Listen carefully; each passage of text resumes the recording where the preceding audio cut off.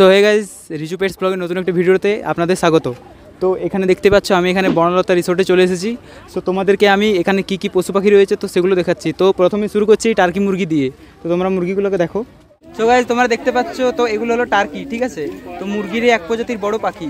তো এই টার্কিগুলো ডিম আমি দেখাতে পারলাম না, কারণ এই মুহূর্তে এখানে উপলব্ধ নেই। তো সকালের দিকে এলে হয়তো পাওয়া যেত, কিন্তু এখন এগুলোকে পাওয়া যাবে না।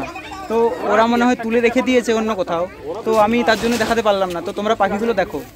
এখানে বিভিন্ন রকমের টার্কি তোমরা দেখবে, সাদা কালো, আর প্রত্যেকটা যেমন চকচক করছে। আর আমার সামনে চলে আসছে, যেন ওদের মনে হচ্ছে আমার হাতে খাবার আছে। তো দেখো এখানে আমার ঠিক বাঁ দিকে, ঠিক আছে, তো ঠিক বাঁ দিকে এমু পাখিগুলো আছে। তো তোমরা দেখো এখানে জোট বেঁধে বসে আছে, কারণ এখন যেহেতু শীতকাল, তো সেই কারণে এরা রোদের খোঁজে একজোট হয়ে বসে গিয়েছে এখানে। তো তোমরা ভালো করে দেখো, তোমাদেরকে ভালো করে দেখাচ্ছি। এই পাখিগুলোর দিকে তাকানোর পর আমার মনে হলো কোনো রাক্ষসে পাখি, কিন্তু তারপর এই সাইনবোর্ডের দিকে তাকিয়ে দেখলাম না, এগুলো এমু পাখি। কিন্তু পাখিগুলো শকুনের মতো দেখতে, প্রত্যেকটার হাইট 4 থেকে 5 ফুট হবে। আর এদের পায়ে অনেক শক্তি থাকে, একটা মানুষকেও জখম করতে পারে এই পা দিয়ে।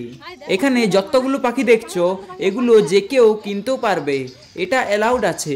অর্থাৎ এখান থেকে অনেকেই এই পাখিগুলো কিনে নিয়ে যায়। তো এরপর এই দিকে এসে দেখি কড়কনাথ মুরগি। হ্যাঁ, যে মুরগির নাকি রক্ত, মাংস, শরীর সবকিছু কালো হয়ে থাকে, এমনকি ডিমগুলো নাকি কালো হয়। যদিও আমি চোখে কোনো দিন এদের ডিম দেখিনি, তাও শোনা খবর।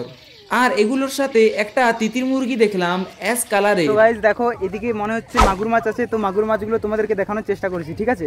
তো তোমরা মাগুর মাছগুলো দেখতে থাকো।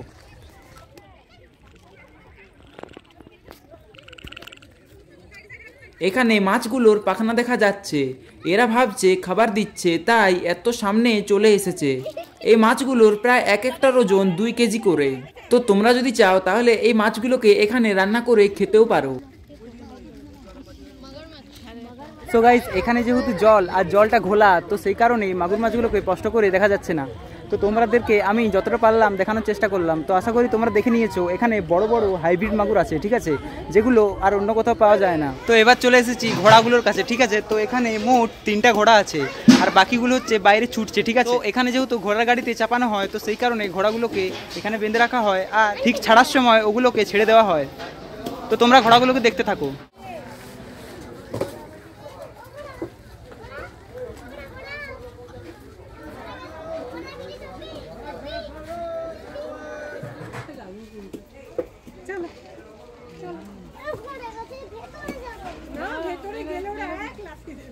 সো গাইস, এই ছিল মূলত এখানের পশু পাখি।